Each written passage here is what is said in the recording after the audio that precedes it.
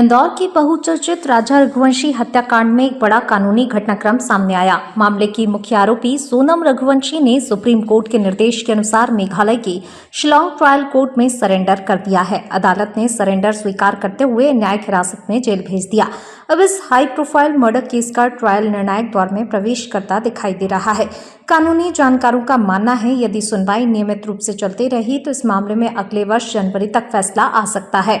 दरअसल supreme court ने 23 जुलाई को अपने आदेश में सोनम रघुवंशी को अंतरिम राहत देते हुए निर्देश दिया था वह 3 सप्ताह के भीतर संबंधित ट्रायल कोर्ट में सरेंडर करे। साथ ही सर्वोच्च अदालत ने ये भी कहा था मामले का ट्रायल 6 महीने के भीतर पूरा करने का प्रयास किया जाए।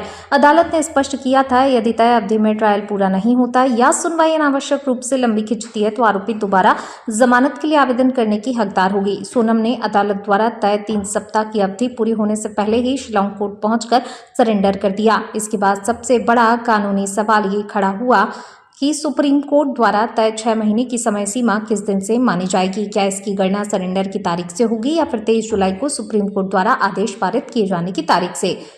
कानूनी विशेषज्ञ एडवोकेट आशीष एस शर्मा का कहना है सुप्रीम कोर्ट के आदेश का अध्ययन करने पर स्पष्ट होता है 6 महीने की अवधि सरेंडर की तारीख से नहीं बल्कि आदेश पारित होने की तारीख यानी 23 जुलाई से प्रभावी मानी जाएगी। उनके अनुसार आदेश में कहीं भी ये उल्लेख नहीं किया गया है कि समय सीमा सरेंडर के दिन से शुरू होगी। ऐसे में यदि अदालत तय समय के भीतर नियमित सुनवाई करती है तो इस मामले का फैसला जनवरी 2027 तक आने की संभावना बन सकती है।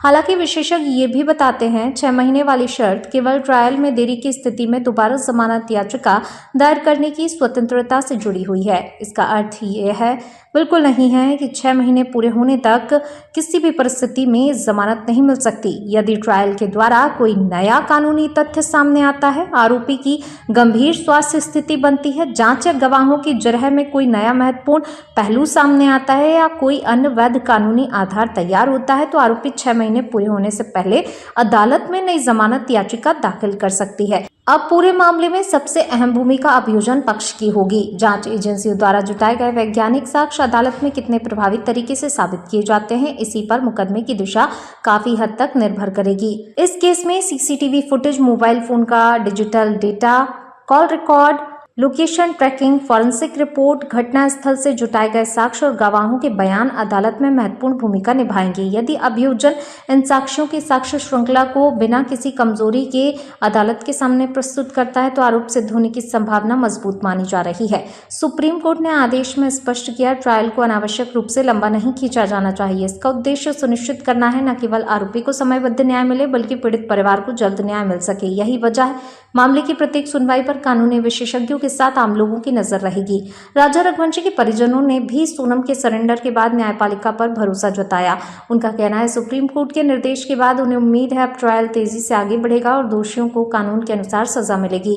वहीं बचाव पक्ष भी अदालत में अपने कानूनी तर्क और साक्ष्य प्रस्तुत करेगा। ऐसे में आने वाले महीनों में अदालत में दोनों पक्षों के बीच कानूनी लड़ाई और तेज होने की संभावना है।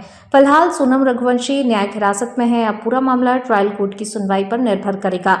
यदि सुप्रीम कोर्ट की समय सीमा के अनुरूप सुनवाई आगे बढ़ती है तो देश भर में चर्चित हत्याकांड में जनवरी तक फैसला आने की संभावना जताई जा रही है। आने वाले महीनों में अदालत में पेश होने वाले साक्ष्य, गवाहों की गवाही और कानूनी दलीलें ही तय करेंगी इस हाई प्रोफाइल केस का अंतिम फैसला किस दिशा में जाता है।